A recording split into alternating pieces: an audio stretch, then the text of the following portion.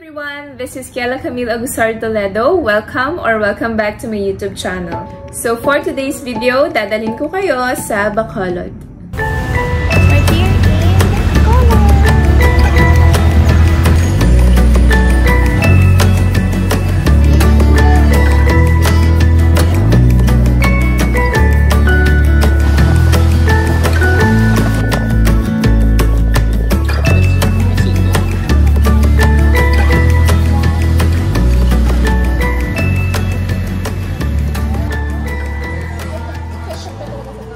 Again, on this video, we'll be answering the common questions such as, saan kayo nag-book? Ano yung mga dapat puntahan? Ano yung mga kinainan nyo? And magkano yung mga nagastos nyo? So, yung unang question na palaging tinatanong is, magkano yung airfare ninyo? To be honest, no, pwede naman kaming mag-check sa mga airlines like PAL, Cebupac, AirAsia, ng sarili namin, no? But this time, we prefer to book on our trusted travel and tours, which is this, yung J Express Travel and Tours. Sa kanila din kami kumuha nung nagpunta kami sa Thailand. So, very panatag na yung loob ko na legit sila. Kaya, I would also like to recommend this travel and tours sa inyong lahat. So, magkano ba yung package na nakuha namin? Ang nakuha naming package sa kanila was 11,850 each. And since kami lang ni Jeff yung magta-travel, so ang binayaran namin is around 23,700. So, ano yung mga inclusion ba nitong travel package na ito?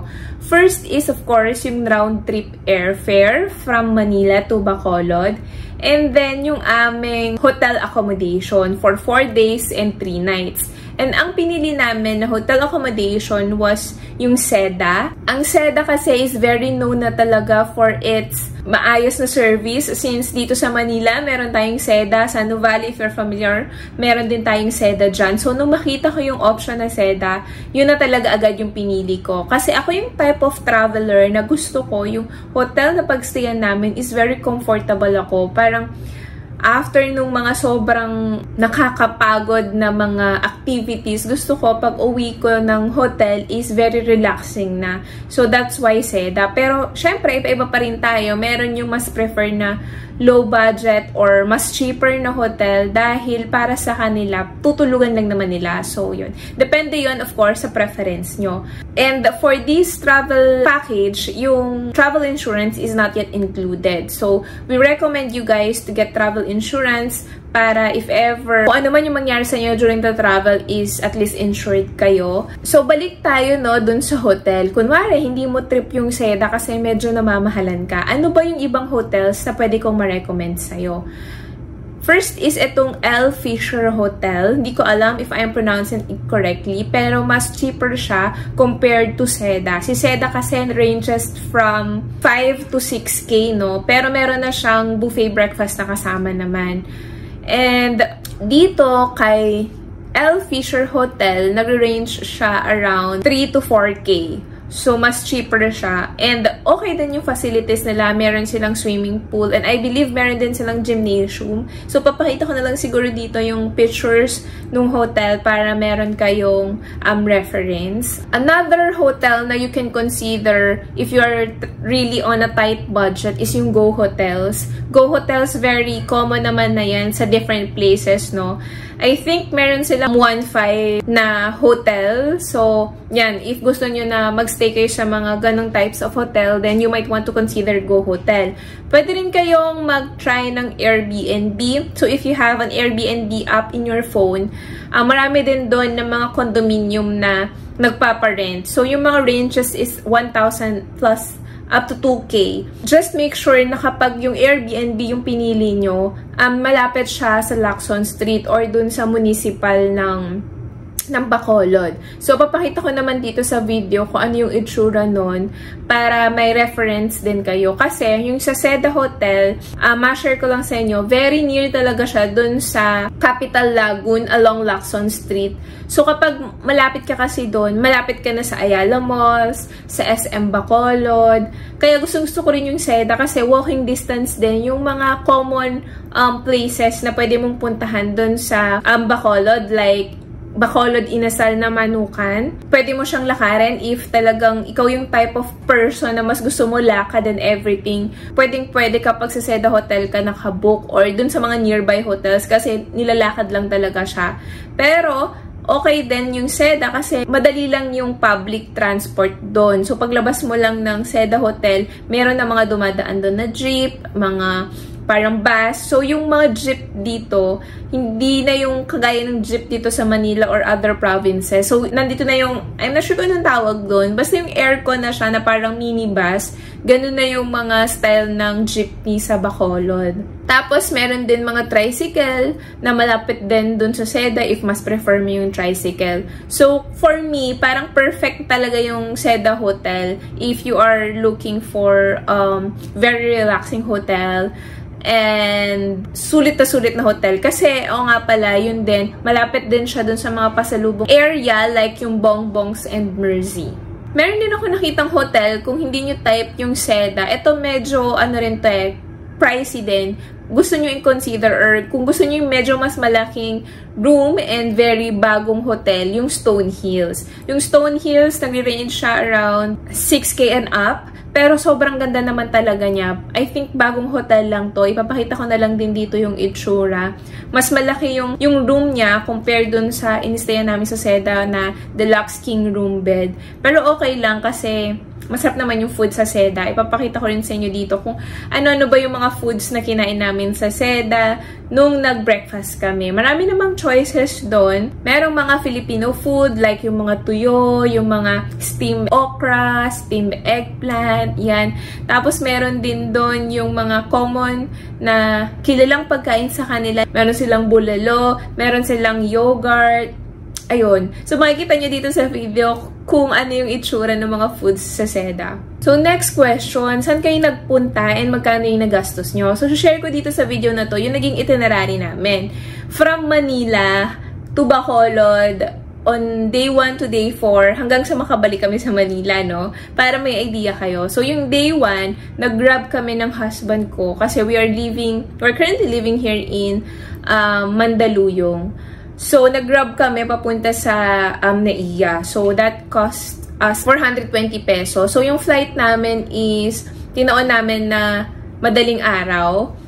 So, nag-travel kami around 4 AM. Ang prefer namin is at least 3 hours before the flight, nandun na kami. So, like mga 12, I think, umalis na kami dito sa condo. And then, pagdating namin sa Naiya, nagbili muna kami ng water and bread and yung candy. So, yung bread, medyo pricey talaga sa loob. Kaya, I suggest na kung kayang makabili sa labas na lang, like mga Skyflakes, yan, bumili na lang kayo. So, bumili kami ng tinapay doon na soft lang. Around 180 na yon, mga ganyang kalaki. Para may idea kayo. Tapos, yung water and Mentos, yung Mentos na mahabang ganun, mga around 90 pesos na yun. Water plus Mentos. Bakit kami bumibili ng Mentos? Kasi masakit sa tenga kapag ganun yung airplane, pag pataas na siya. So, during dun sa pataas na flight, talagang ngumunguya kami ni Chef para hindi masakit sa tenga. Or kung wala kayong candy, pwede naman kayo mag-earphones. Kung wala kayong earphones, pwedeng nakanganga lang kayo. So, normally, ganun yung ginagawa ko. Ngumanganga lang ako para hindi masakit sa tenga. Pag ganun yung airplane and papaba yung airplane.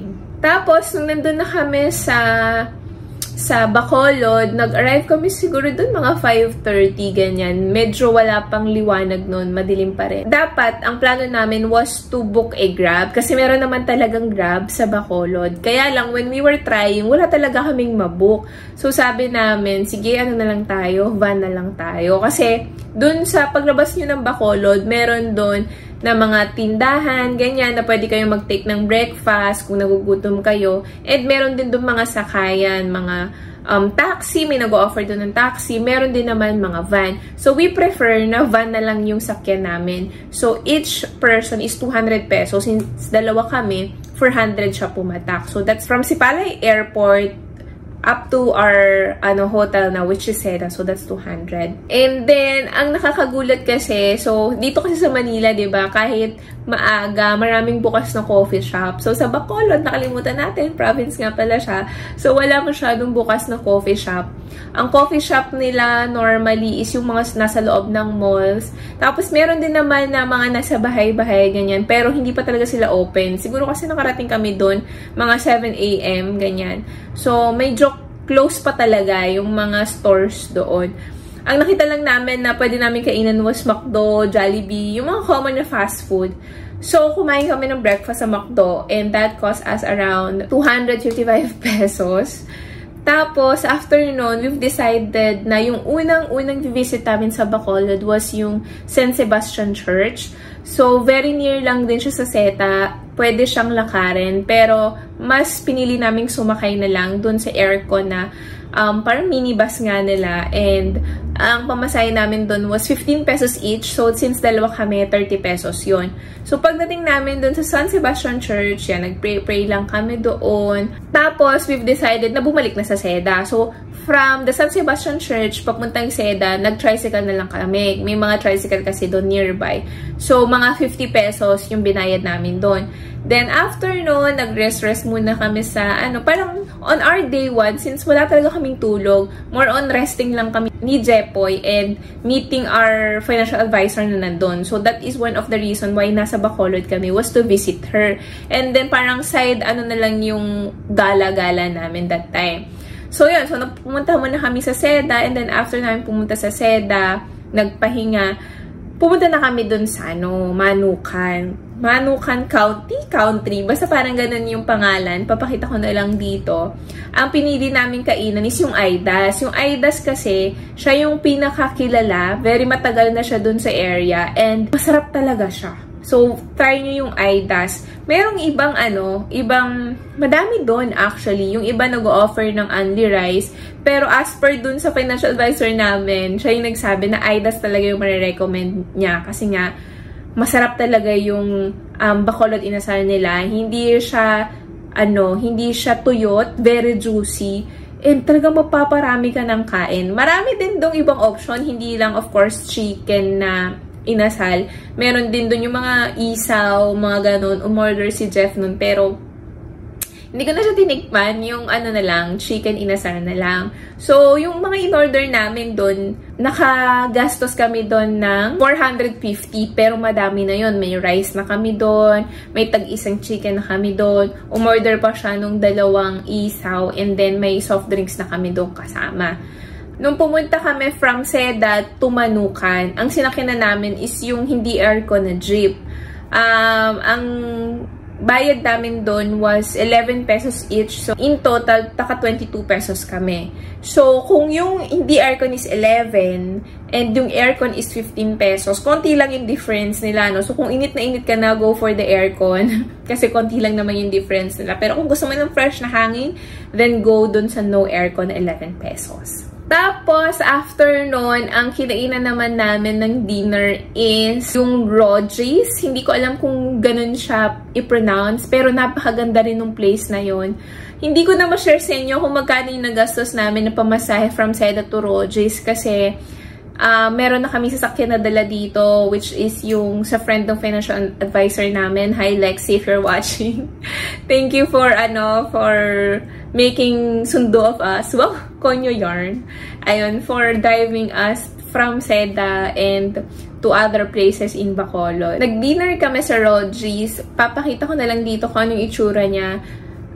Mas maganda siya siguro kapag hindi gabi, no? Pwede kayong mag-lunch dito kasi makikita niyo yung view ng dagat. Nung pumunta na kasi kami doon gabi na, so hindi na namin nakikita yung view ng dagat, pero ang lakas ng hangin and sobrang fresh ng atmosphere, ng ambience, napakaganda. Meron din mga fire dance, ayan. So, ang nagastos naman namin na pagkain doon is 1,555.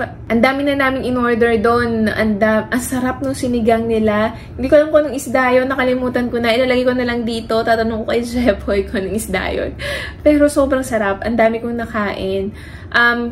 Ilalagay ko rin siguro yung picture dito kung ano yung itsura nung aming I think hindi ako masyado nakapag-video nun. More on, picture-picture lang. So, insert ko na lang dito yung picture. Tapos, after namin pumunta dun sa kainan na yon, ang pinuntahan naman namin is bar. So, naisipan namin mag-inom ng konti. And, napunta kami sa Kanto Drinks. So, para siyang bar. Maganda siya.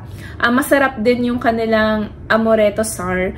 And, yun. Lately kasi yun yung favorite ko na cocktail drink. And, ang sarap niya. Naka-isang lang kami, tagi-isang baso. 4 kasi kami, so kaming girls, puro Amaretto Sour. Yung kay Jepoy is martini ating in-order niya. Ang total na bayaran namin is around 800. So that was our day 1. Ang day 2 namin is sa Lacawan Island. So I would make a separate video na lang about sa Lacawan Island. Pero sobrang ganda niya and I suggest na pumunta kayo doon kasi ang ganda talaga niya. Malapit lang naman siya. Hindi man siya sobrang layo, pero medyo pricey lang talaga yung area. Yun siguro yung pinakamahal na nagastos namin dito sa trip namin sa Bacolod, pero sobrang sulit niya. Ipapakita ko sa inyo yung itsura ng video. Ang relaxing, konti lang yung tao, hindi maalat yung tubig. Parang kang nasa pool lang, pero promise, doon kami nasunog. If you can see, meron pa mga nagbabalat-balat yung face ko.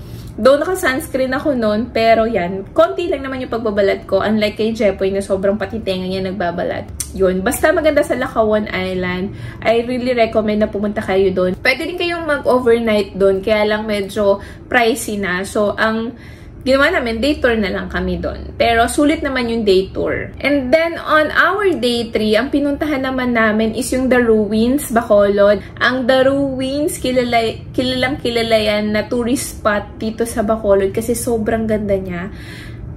Nagpunta kami siguro mga 11 AM, ganyan, mga pa-lunch time. Kasi, nabasa ko, mas konti yung tao ng ganung oras compared to pahapon. Kasi normally, yung punta ng tao talaga is pahapon. Dahil, maganda nga sa The Ruins pag pahapon na dahil yung mga lights niya doon sa parang unfinished na castle is naka-on na siya. So, sobrang ganda niya. Pero kahit naman hindi siya naka-on, maganda talaga siya. Maganda siya for mga prenup photoshoot. Kung gusto nyong, kung ikakasal kayo, maganda siya na doon nyo gawin yung prenup nyo. Make sure lang na mga morning kayo pumunta para hindi ganun ka-daming tao. Entrance fee namin doon was 300. Dapat, 400 plus kasama yung mga, may kasama siyang food. That time kasi is hindi available yun. So, yung 300 na entrance yung kinuha namin. 2 na kami doon. Doon din kami nag-lunch. Ang nilunch namin is pizza and shake lang. So, yung shake nila medyo maliit lang. Pero okay na rin kasi maganda naman yung view habang kumakain ka. Ang nagastos namin doon was 505 pesos. Meron din mga restroom doon. Maganda yung restroom, malaki, malinis, mabango. So, yun, well-maintained naman yung area. Tapos, after nun, pumunta kami sa Calleja. Well-known siya sa mga desserts, sa mga cakes, sa mga pastries, ganyan. Kaya lang sobrang daming tao. Ang ganda nung itsura, nung cafe nila. Parang very relaxing, ganyan. Ang sarap tumambay. Kaya lang sobrang daming tao. Kaya nag-take out na lang kami ni Jepoy ng cake. Yung cake na isang buo nila is around 900 pesos. Okay na rin siya for the price kasi sobrang sarap nung cake and chocolate siya talaga. As in, lasang-lasa mo yung chocolate. Kaya sulit na yung 900 pesos. And then, after no, nagpunta kami sa church din, sa St. Jude. Yun, another church na pinuntahan namin dahil meron kami kilalang pare na doon siya magmamas. So, doon kami nagpunta. And then, after no, nag-dinner na kami. Maraming kainan actually sa Lacson Street. Meron mga street food na ang dami talaga. Ipapakita ko siguro sa separate video yung mga itsura na kinainan talaga namin. Hindi ko kasi masasama dito dahil may sobrang haba na ng video na to. Magkakaroon tayo ng separate video nung mga kinainan talaga namin. And then on our day 4, more on pasalubong, nung morning, nagpunta kami sa Bongbongs and sa Mercy. So, ang nagastos namin na pasalubong sa Bongbongs, 1,186. Konti lang naman yung pasalubong na pinamili namin kasi wala naman masyadong pagbibigyan, family lang, and konti lang sa, sa office mates. Tapos, bili rin kami sa Mercy. So, sa Mercy, around 580 pesos. Nagbabox po sila. Yes po, nagbabox po sila. So, papakita ko dito kung ano yung itsura ng boxes and free po yun. So, kung meron kayong check-in baggage, then pwede nyo ipabox sa kanila yung mga pasalubong nyo para mas madali kapag binitbit nyo. Tapos, after nun, syempre nag-check out na kami sa Seda Hotel ng 12. Tapos, sinundo ulit kami ng friend namin. Hi, Lexi and Milji. Ayan, dinala naman nila kami or tinur naman nila kami sa Camp Pwestuhan. So, yung Camp Pwestuhan, ano siya, may mga pools siya, may mga activities. If mahilig kayo sa ganung, puntahan nyo to, tong Camp Pwestuhan. Ang ganda ng view, makikita nyo yung buong Bacolod City. Merong mga different activities like mga zipline ata. Yun, hindi na namin kasi tinry. Tapos yung mga bicycle, ganyan na nasa Erica. Tapos, maraming swimming pools, maraming water fun activities. Meron silang wave pool. Ipapakita ko din dito. Meron din silang mga kainan sa loob. So, kung gusto nyo na mga picture-picture, perfect din ito na isama nyo sa inyong mga pupuntahan sa Bacolod. Tapos, kung gusto nyo mag-check-in dito, meron din sila na mga mga maliliit na, na rooms, ganyan. So, ipapakita ko sa inyo, dun kami nakipicture ni Jepoy. So, yun. Tapos, after nun, nag-dinner na kami sa Ginas. Sa Ginas, parang siyang Rogis. Pero sa Ginas, mamimili ka muna ng mga hindi pa lutong fish, hindi pa lutong crab, ganyan. So, mamimili ka doon, tapos sabihin mo sa kanila kung ano yung ipapaluto mo. Kung familiar kayo sa Cubao, yung mga paluto, ganyan-ganyan, seafood paluto, parang ganun siya. So, mamimili ka muna, tapos sila na yung magluluto. Pero in fairness, ang bilis nila magluto. Ang nagastos namin sa dinner is 1,530. Sisingit ko na lang dito kung ano yung mga kinain namin. Magugulat kayo kasi may crab na kami, may pusit na kami. Kung dito kasi sa Manila yun, sobrang mahal. Like yung crab siguro mga 600, ganyan na yun. So yung 1,530, murang-mura na talaga siya. And then after nun, hinatid na kami sa sa airport. Pero na-delay yung flight namin. So may mga ganyang instances, kaya be ready na lang kayo. Alam naman natin na may mga unexpected talaga na ganyan. So yun lang guys, yun lang yung yung masishare ko na itinerary namin sa Bacolod. If gusto nyo ng mas detailed na video about Lacawan Island and yung mga kinain namin doon, share ko talaga yun sa inyo. Siguro next week, tingnan natin kasi try natin isingit din yung pag-create ng intro and outro video sa mga yon. Ayun, if you have any questions, please feel free to drop a message on our comment section. If meron kayong mga gusto pang videos or puntahan namin ni Jepoy, we might consider na puntahan yung mga yon. I-comment nyo lang and then let's see. Ayun lang. So, hindi ko sure kung sobrang haba ng video na to. Pero, thank you guys for watching. If na-enjoy mo yung mga pinagsasabi ko dito, if gusto mo yung mga ganitong types of videos, please do subscribe on my YouTube channel. Yun lang guys. Thank you for watching. I'll see you on my next one. Bye!